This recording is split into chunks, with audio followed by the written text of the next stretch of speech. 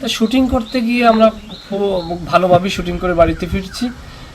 গতকালকের আমি দেখলাম যে আমাদের শুটিং সেটে, আমি অন্য একটা সেটে বর্তমানে শুটিং করতেছি, এখানে দেখলাম যে মেকআপ অ্যাসিস্ট্যান্ট আমাকে দেখাইলো যে ভাইয়া এই ছবিটা কি আপনার নাকি? আমি বলছি হ্যাঁ, এটা তো আমাদের 14 তারিখে শুটিং করছি আমরা। সেটা বললো যে আপনি এই মেয়ের সাথে অভিনয় করছেন কেন? আমি বলছি কোন মেয়ের সাথে? কয় এই শশা আপার সাথে। আমি বললাম শশা আপাকে? তখন বললো যে যে এরকম শশা আপা, এই মেয়েটা খুব অশ্লীল ভিডিও বানায় এসে। বললাম এই মেয়েকে তো আমি চিনি না। আর এই শশা আপা নামে যে মেয়েটা, এই মেয়েটা হচ্ছে যে একটা পিয়ন ক্যারেক্টার করছে, পুরো গল্পে 1 মিনিটের অভিনয় করছে মেয়েটা, এবং মেয়েটাকে আমরা কেউই চিনি না।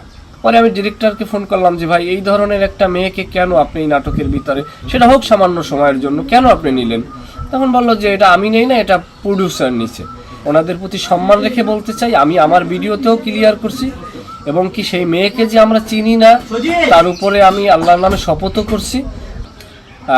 কি আর বলবো, তবে আমি শুধু এতটুকুই বলতে চাই, যারা নির্মাতা এবং কি প্রডিউসার, তারা অবশ্যই এই জিনিসগুলোকে খেয়াল করবেন। যতটুকু সময় পাই ততটুকু সময় পরিবারের সাথে সময় দেওয়ার চেষ্টা করি। আসলে এই লিঙ্ক ভিডিও বা নীল ভিডিও এগুলো দেখার কখনো সময় হয় না, এবং কি আমি এগুলো পছন্দও করি না।